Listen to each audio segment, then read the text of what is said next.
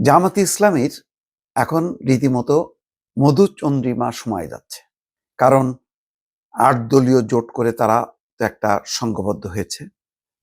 সেই শক্তির সাথে আবার যুক্ত হলো হঠাৎ করে জুলাই অভ্যুত্থানের নেতারা, অর্থাৎ এনসিপি এবং মুক্তিযুদ্ধের একজন বীর বিক্রম কর্নেল অলির এলডিপি, সেই সাথে এবি পার্টি নামক একটা দল, সেটাও যুক্ত হয়েছে।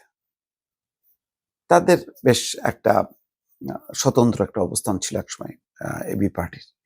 যাই হোক, এই ৩ শক্তিকে নিয়ে এখন যথেষ্ট বলিয়ান। সেই কারণে সৈয়দ আব্দুল্লাহ মোহাম্মদ তাহের বলছে, আজকে doctor Syed Abdullah Mohammad Taher nomination paper submit করে বেশ কিছু কথা বলেছেন। তিনি আবার মানে রাজনীতিতে যে ভাগাভাগি বা বিভক্তি, সেটা তুলে বলছেন যে এই নির্বাচনের ৩টা দিক থেকে খুব ব্যতিক্রম। কি? ১, এই নির্বাচনে আওয়ামী লীগ অনুপস্থিত। ২, এই নির্বাচনে বিএনপি একা হয়ে পড়েছে। ৩, যারা রাইটিস্ট এবং ২৪শে জুলাইয়ের গণঅভ্যুত্থানের পক্ষে ছিলেন তারা আজ ঐক্যবদ্ধ। বাংলাদেশের রাজনৈতিক ইতিহাসে এমন পরিস্থিতি আগে কখনো তৈরি হয়নি।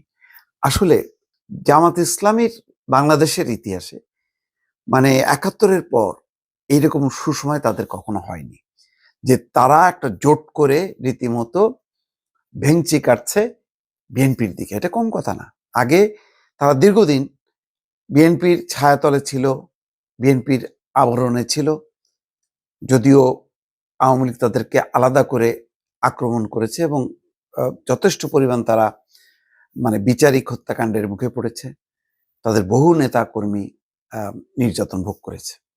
কিন্তু শেষের দিকে আবার লাস্ট ৮-১০ বছর তারা আবার ৫ই আগস্টের পর তারা মানে মোট কথা গর্ত থেকে বের হয়ে এসে তারা এমন আওয়াজ দিচ্ছে মনে হচ্ছে যে জামাতি আসলে মূল প্লেয়ার ছিল এই হাসিনার পতনের আন্দোলনে।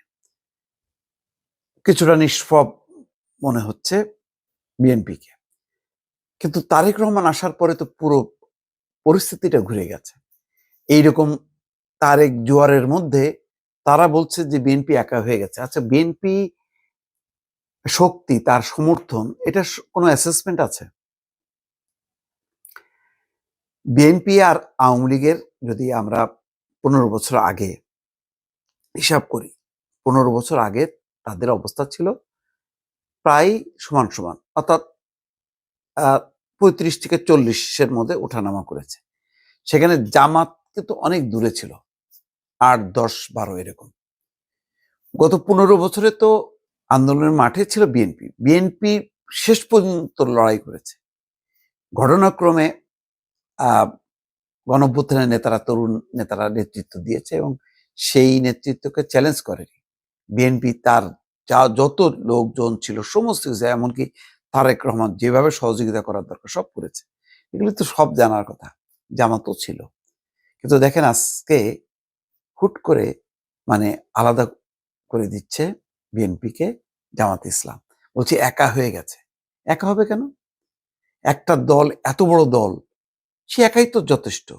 আর তারা তো টুকরো টুকরো মিলে হচ্ছে দেখাচ্ছে সংখ্যা। এখানে সংখ্যা বড় কথা নাকি জনগণ কার সঙ্গে আছে? আমি ১০-১১টা তারও দ্বিগুণ হই, ৩ গুণ হই, তাহলে আমার দরকার কি? এটা তো আমার কৌশল। আমি নির্বাচনী জোট করলাম না, নির্বাচনী সমঝোতা করলাম, সমস্যা কোথায়? সব সময় সমঝোতা হবে, তো সমঝোতা যদি হয় তাহলে এই ঠোকাঠুকি এখনো পর্যন্ত চলছে না ইসলামী আন্দোলনের সঙ্গে, এনসিপির সঙ্গে আসন নিয়ে, এগুলো তো চলবে।